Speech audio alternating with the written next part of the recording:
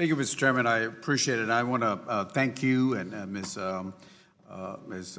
Laurie also, and of course I want to thank Chairman Cole and Ranking Member DeLauro for their work on this bill and including very important funding that's important for the education. First of all, I want to talk about the funding that y'all, there's an increase of $52 million for the Impact 8. I think this is now a total of $1.4 billion. As you know, this will help fund education for children, for our military personnel. So I certainly want to say thank you. Also, the $380 million for the state agency programs for migrant children, which supports special education-related services, children of migrant agricultural workers. I certainly want to say thank you. And then the programs that I think Mr. Cole and DeLauro and I and some other folks have been working for a long time.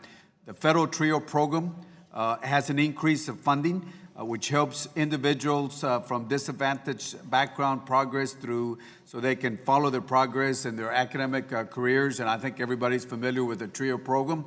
Those dollars are important, I think, in every member's district. The Gear Up program also has a increase, and the Gear Up program, again, is designed to help increase the number of low-income students so they can get ready to go to college and make sure that they succeed.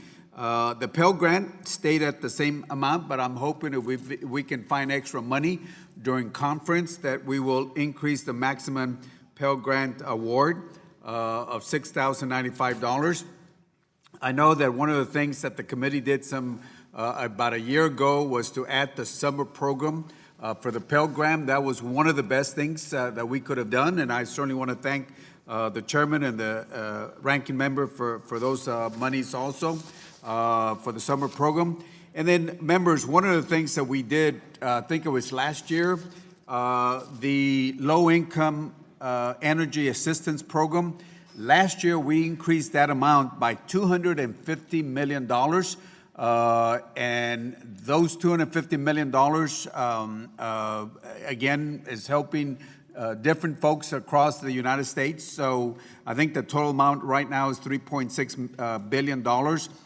That increase from last year has had an impact in my state and in other member states. So I certainly want to thank you for that. Finally, the last thing is the child abuse prevention. The funding that we provided, some extra money so we can develop also the National Child Abuse Hotline and expand text capabilities and protocols.